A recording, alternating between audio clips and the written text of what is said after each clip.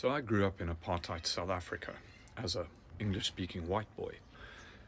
I only became politically conscious when I was already 18 years of age, because prior to that I had been subjected to and sucked in this incredible propaganda of victimization of the white people, where every piece of news, every message we were getting, every joke, the butt of every joke was the stupidity of the black man, the inability of the black man to look after himself, never mind the country, to be ignorant, uneducated, break everything he touched.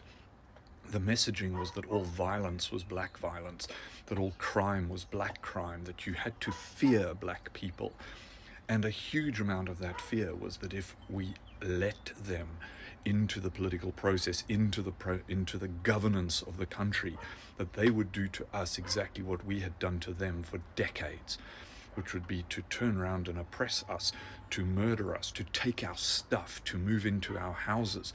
It was a very popular story that the ANC, prior to the 94 election, when it was still an illegal organization and Nelson Mandela was still in jail, and the armed wing was exiled to Zambia and Mozambique, Umkhonto we Sizwe, was that they promised all of our domestic servants that those servants would be given the house they worked in when the ANC ruled.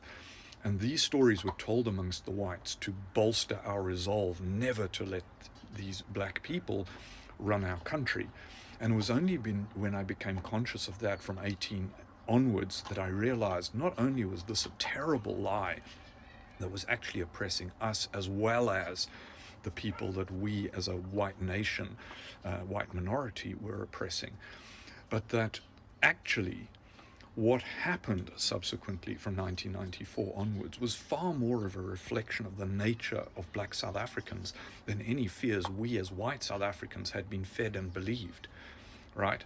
And I see direct parallels with what's happening in Palestine and Israel. We've been fed this bullshit of Israel as victim, of the Zionist government as defending, this idea that the entire Arab world wanted to wipe them off the map, when in fact, prior to the Nakba, prior to Palestine being given to Israel by the colonial powers, primarily Britain, many Jews lived very happily and harmoniously alongside Muslims and Christians within that region.